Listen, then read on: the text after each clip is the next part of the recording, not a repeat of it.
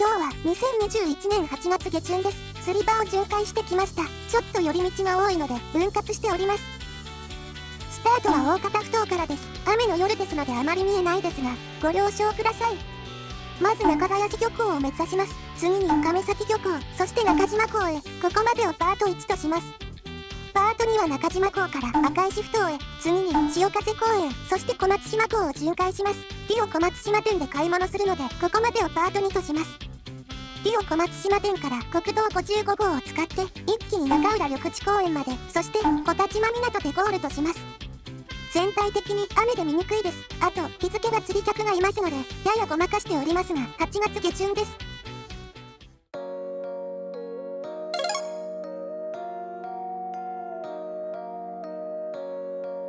さてここから北上していくわけやが、あいにくの雨なんで見にくいわけや。最後まで雨は乾燥しませんよ。雨の日の運転は本当に見にくいですね。車載も見えませんけど。さてここから北上していくわけやが、あいにくの雨なんで見にくいですね。車載も見えませんけど。 さてここから北上していくわけやが、あいにくの雨なんで見にくいですね。車載も見えませんけど。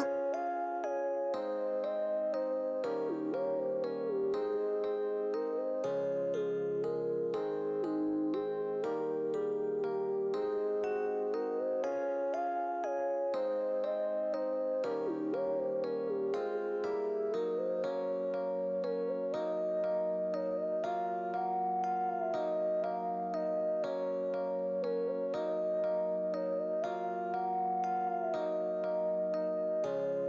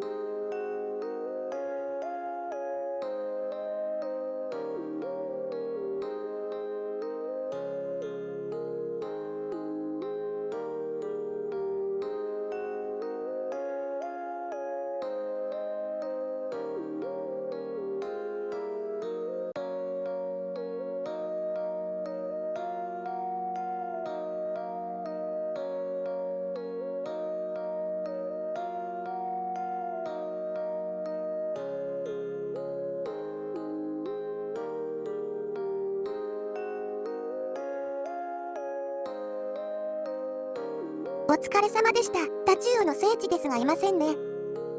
雨やからしゃあない。